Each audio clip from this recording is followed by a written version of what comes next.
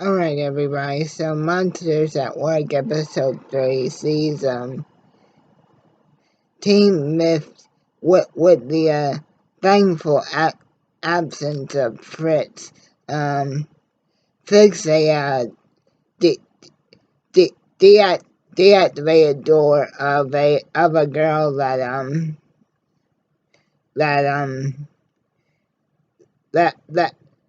a monster with a cold just so happened to have a sneezed and created a damaged room, thus forcing Tyler, Val, Cutler, and Duncan to go on what's known as a 418, which that corresponds to in the Monsters Inc. repair world as a damaged room. And in this episode, Val continues to unfortunately endlessly hit hit hit Tyler with pointless stories of them in class together at Monsters University, to which Tyler continues to deny he remembers, except for the one original class that they were in. And Tyler at least finally says he remembers them being in more than just that one class together. After he asks Val, why do you keep bringing up these stories? I've told you for like the 18th millionth time, I don't remember any of this except for that one monster chemistry class we had together. Why do you keep bringing this up? And then that's when Val says because Tyler was the first person at Monsters University to acknowledge Val, and Cutter continues to basically tell Tyler about accidents that happened to another former Myth co-worker in Jimmy, about how he died trying to fix a damaged room, and Fritz is absent in this episode because he's playing paper flag paper football,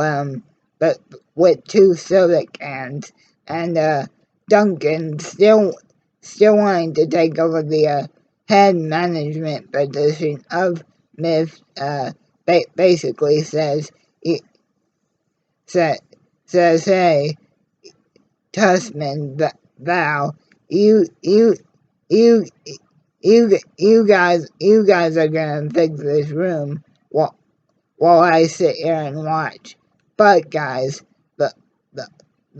real enjoyable thing about this episode is while Val, Tyler are fixing the room, Cutter goes on a lunch break, and somehow or another, I forget how, the door gets deactivated, thus raising the risk of the two reluctant co-workers of Myth having to experience the legendary 2319, and it almost happens, but Tyler and Val are sadly very clever, but because this girl's room is damaged because of the sick monster's acid sneeze. Um, the child has to be removed from the room, and we actually do get to see Mike and Sully take this girl, Snore as Mike calls her, to a Monstropolis baseball game against the Monstropolis Creepies and the other team, the Red Sharks. And it's truly interesting that Mike is at first against um taking this child out of her door again because of what they just went through with Boo, but this time it's Mike that takes a liking to the girl, and like I said, calls her Snore, and and it is very interesting just to see how my, my, my, Mike and Sully almost again get to play what like the two favorite uncles taking Snore to our first baseball game, and Snore's costume is very similar to the costume that Boo had in the original Monsters Inc. And so, guys, after Tyler and Val basically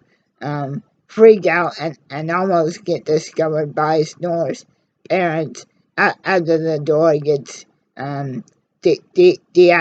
it's Cutter that saves the day, reactivates the door.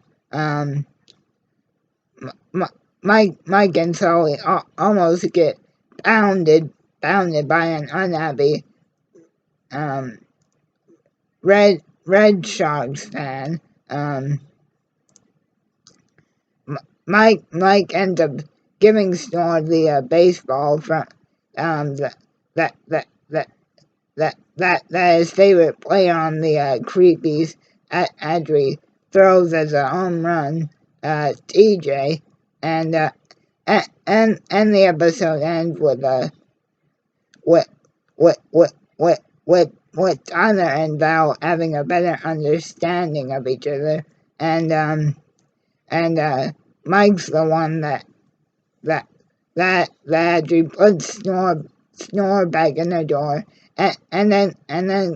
ends the show by finally agreeing to sing Snore a song, simply entitled "I'm Not Gonna Sing You a Song." So, guys, this episode especially seeing Mike and Sully forced to deal with another human and essentially in a smaller fashion do exactly what they did with Boo at the end of the movie, which is essentially really care about the girl's safety, but instead of having to do it, it's like again that them Mike and Sully almost enjoying it this time, as if they still really do remember how much fun they had with Boo towards the tail end of the movie. And that's the episode, guys. Again, I hope you guys enjoyed. Stay tuned for episode 4 next week. And hey, just as a reminder, Space Jam: A New Legacy comes out tomorrow.